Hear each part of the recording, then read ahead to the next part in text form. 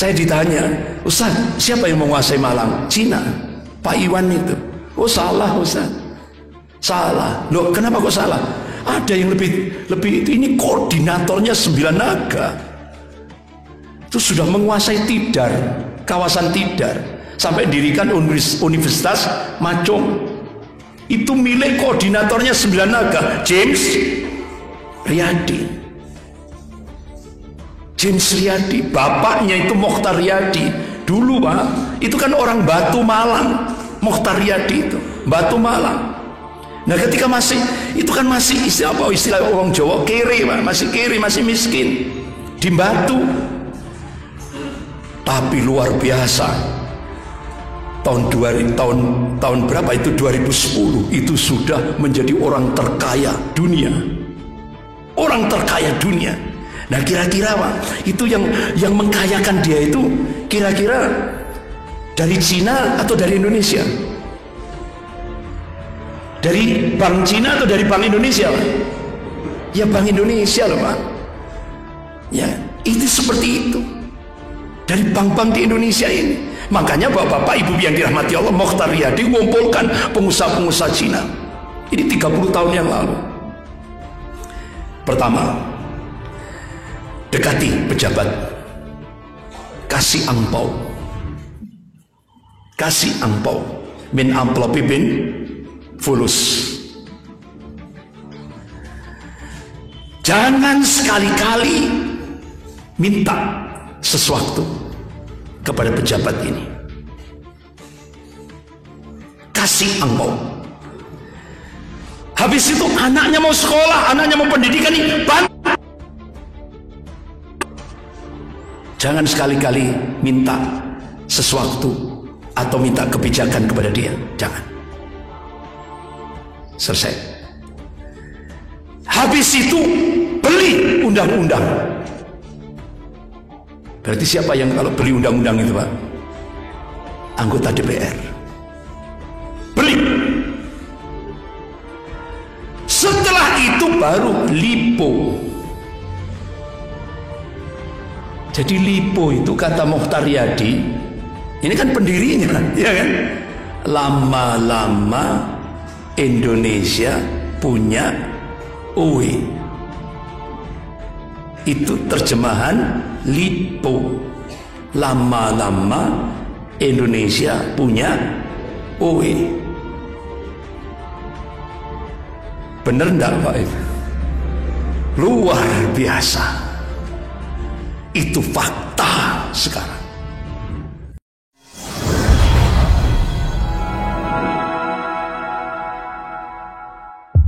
Bapak-bapak, ibu yang dirahmati Allah, saya mencoba untuk mengutip satu ayat yang diingatkan oleh Allah Subhanahu wa taala di dalam surah Al-Fat, ya.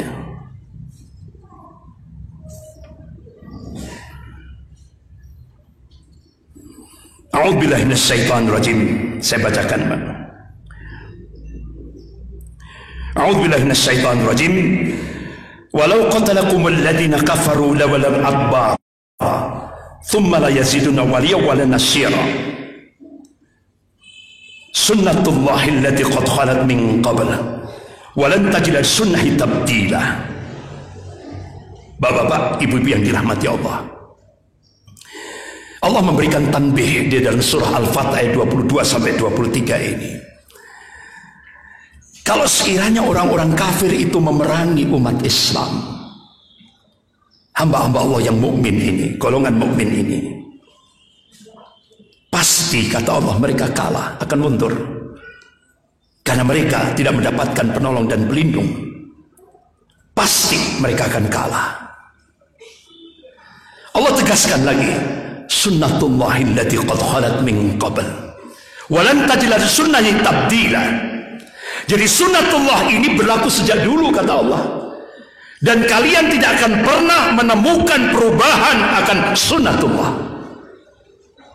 Bapak-bapak, ibu-ibu yang dirahmati Allah, ini kabar dari Allah yang meninggikan langit tanpa tiang ini. Coba Pak, ayat ini kita korelasikan pada kehidupan kaum muslimin di Indonesia. Umat Islam di Indonesia ini pernah dijajah selama 350 tahun oleh penjajah kafir Belanda. Ya Allah, kita masih ingat di Jawa ini pernah dibantai, kurang lebih sekitar pernah terjadi kekosongan ulama di Jawa, di seluruh tanah Jawa ini. Berapa Pak yang dibantai oleh penjajah Belanda waktu itu? Kurang lebih berapa? 3.000 apa 30.000 Pak?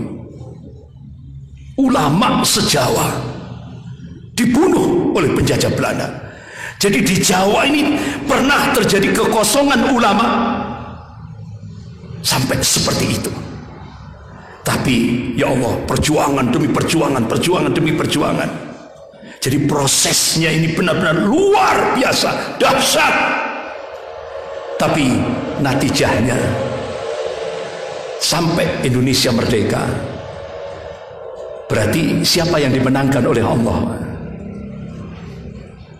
Umat Islam.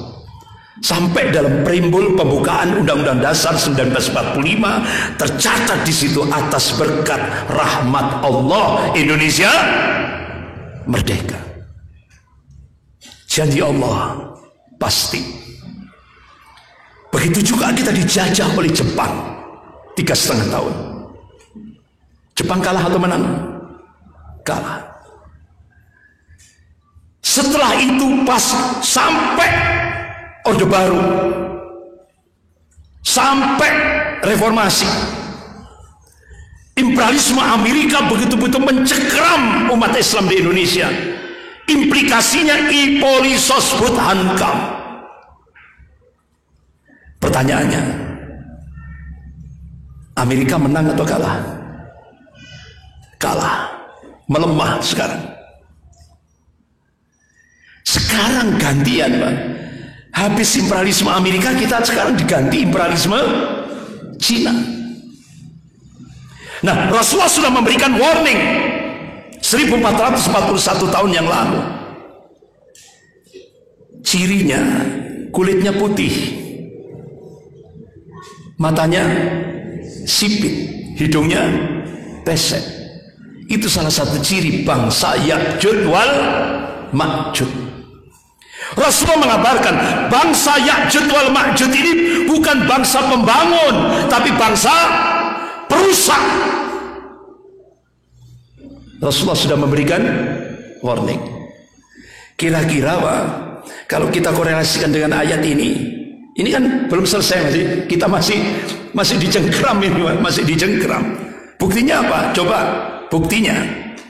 Bapak-bapak, ibu yang dirahmati Allah, ketika tokoh-tokoh ulama seluruh Indonesia diundang di asrama haji Pondok Gede Jakarta, waktu itu Pak Zulkifli Hasan masih jadi ketua MPR waktu itu, pidato, tanah seluruh Indonesia 74% sudah dikuasai Cina. 74%. Pribumi berapa? 26%. Kita dipertontonkan.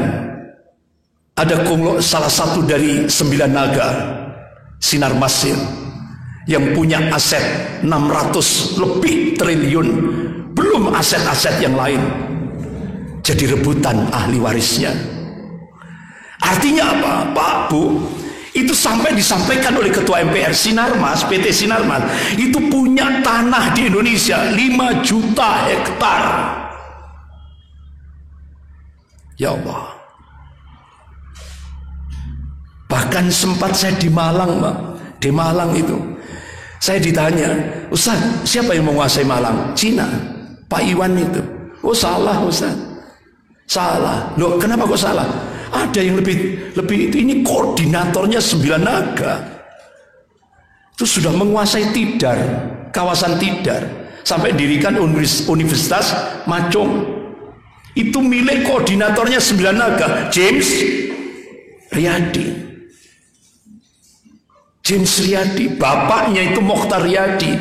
Dulu Pak, itu kan orang Batu Malang, Mokhtar Riyadi itu, Batu Malang. Nah ketika itu kan masih istilah orang Jawa, kere Pak, masih kere, masih miskin, di Batu. Tapi luar biasa. Tahun berapa itu, 2010 itu sudah menjadi orang terkaya dunia. Orang terkaya dunia. Nah, kira-kira Pak, itu yang mengkayakan dia itu kira-kira dari Cina atau dari Indonesia? Dari Bank Cina atau dari Bank Indonesia, Pak? Ya Bank Indonesia loh, Pak. Ya, itu seperti itu. Dari bank-bank di Indonesia ini. Makanya Bapak-bapak, Ibu yang dirahmati Allah, Mokhtar Riyadi mengumpulkan pengusaha-pengusaha Cina. Ini 30 tahun yang lalu. Pertama, dekati pejabat. Kasih angpau. Kasih angpau. Min amplopi bin fulus. Jangan sekali-kali minta sesuatu kepada pejabat ini. Kasih angpau. Habis itu anaknya mau sekolah, anaknya mau pendidikan ini, bantu. Jangan sekali-kali minta sesuatu atau minta kebijakan kepada dia. Jangan. Selesai. Habis itu beli undang-undang. Berarti siapa yang kalau beli undang-undang itu, Pak? Anggota DPR. Beli. Setelah itu baru LIPO. Jadi LIPO itu kata Mokhtar Riyadi, ini kan pendirinya, ya kan? Lama-lama Indonesia punya OE. Itu terjemahan LIPO. Lama-lama Indonesia punya OE. Bener enggak Pak? Luar biasa. Itu fakta sekarang. Makanya bapak-bapak, ibu-ibu yang dirahmati Allah, dari pusat sampai bawah, itu semua sudah jadi jongosnya Cina. Apa jongos itu? Katanya sana yang pinggir sana Pak, gedibal. Astagfirullah. Astagfirullah. Ya Allah. Makanya jangan kaget Pak. Koruptor kelas kakap Joko Chandra, koruptor kelas kakap. Ya Allah, monggo Pinara dikasih surat jalan, KTP, imigrasi mudah. Ya, ini koruptor kelas kakap. Jadi mulai dari elit sampai bawah, sampai ngurus KTP. Berapa menit? KTP hitungan menit. Bapak ibu ngurus KTP berapa bulan? Astagfirullah. Cina seperti itu. Inilah kondisi umat. Nah, bapak-bapak, ibu yang dirahmati Allah, selesai. Supaya tidak tambah sesat gitu. Ya, supaya tidak tambah sesat. Selesai.